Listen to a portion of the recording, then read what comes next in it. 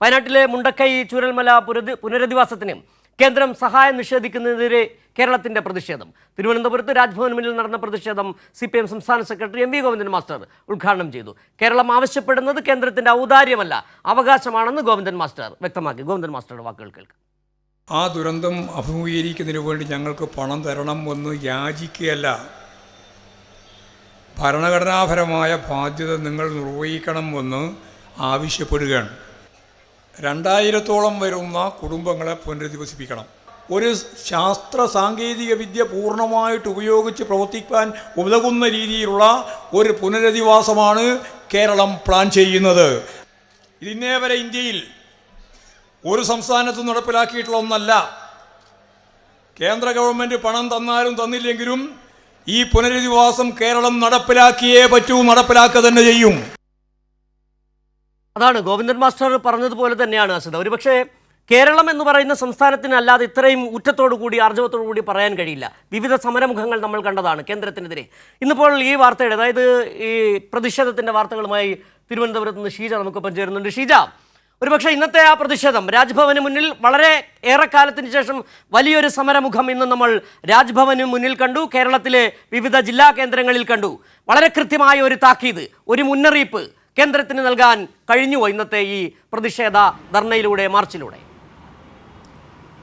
സിജു, അസിത, ഏതായാലും ഇന്ന് നമ്മൾ കണ്ടത് വയനാടിന് വേണ്ടി കേരളം ഒന്നടങ്കം കൈകോർക്കുന്ന ഒരു കാഴ്ച തന്നെയാണ് ഇന്ന് നമ്മൾ കണ്ടത്. ഇതിൽ കൃത്യമായ രീതിയിൽ തന്നെ എന്താണ് കേന്ദ്രത്തിനോട് പറയേണ്ടത് എന്ന് കൃത്യമായ രീതിയിൽ ഈ പ്രതിഷേധം പറഞ്ഞു വെക്കുന്നു. അതിനൊപ്പം തന്നെ ഈ രീതിയിൽ കേന്ദ്രത്തിൻ്റെ അവഗണന തുടരുകയാണെങ്കിൽ ഈ പ്രക്ഷോഭം ഇവിടം കൊണ്ട് അവസാനിക്കുന്നില്ല, മറിച്ച് ഇതിൻ്റെ തുടർ പ്രക്ഷോഭങ്ങൾ ഉണ്ടാകും എന്നുള്ള ഒരു ഓർമ്മപ്പെടുത്തൽ കൂടി ഈ ഒരു പ്രക്ഷോഭം മുന്നോട്ട് വയ്ക്കുന്നുണ്ട്. ഏതായാലും ഇന്ന് രാവിലെ ഏകദേശം 10:30 സംസ്ഥാന വ്യാപകമായി തന്നെ ഈ ഒരു പ്രതിഷേധത്തിന് തുടക്കം കുറിച്ചത്. പ്രത്യേകിച്ചും ഈ എല്ലാ പ്രതിഷേധങ്ങളിലും ഇവിടെ തിരുവനന്തപുരത്ത് രാജ്ഭവന് മുന്നിലായിരുന്നു ഈ പ്രതിഷേധമെങ്കിൽ മറ്റ് ജില്ലകളിലേക്ക് കടക്കുമ്പോൾ ഓരോ ജില്ലയിലെയും കേന്ദ്ര സർക്കാർ സ്ഥാപനങ്ങൾക്ക് മുന്നിലായിരുന്നു ഈ പ്രതിഷേധ മാർച്ചും ധർണയും നടന്നിട്ടുണ്ടായിരുന്നത്.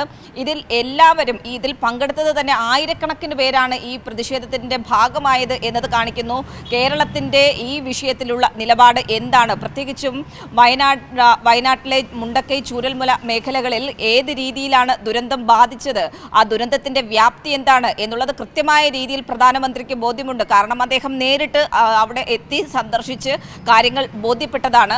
അപ്പോഴും സംസ്ഥാനത്തിന്റെ പ്രതീക്ഷ എന്ന് പറയുന്നത് പ്രധാനമന്ത്രി സഹായം പ്രഖ്യാപിക്കും എന്നുള്ളതായിരുന്നു. പക്ഷേ അതുണ്ടായില്ല. അതിനുശേഷം സർക്കാർ കൃത്യമായ രീതിയിൽ മെമ്മറാണ്ടം നൽകിയിരുന്നു, അത് പരിഗണിക്കപ്പെട്ടിട്ടില്ല.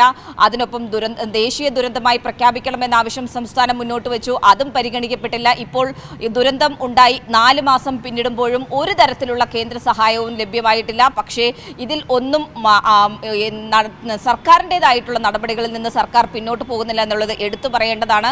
സർക്കാർ ഈ പറയുന്നത് പോലെ തന്നെ SDRF-ൽ നിന്നുള്ള തുക ഉപയോഗിച്ചുകൊണ്ട് കൃത്യമായ രീതിയിൽ ചെയ്യേണ്ട കാര്യങ്ങൾ ചെയ്തു.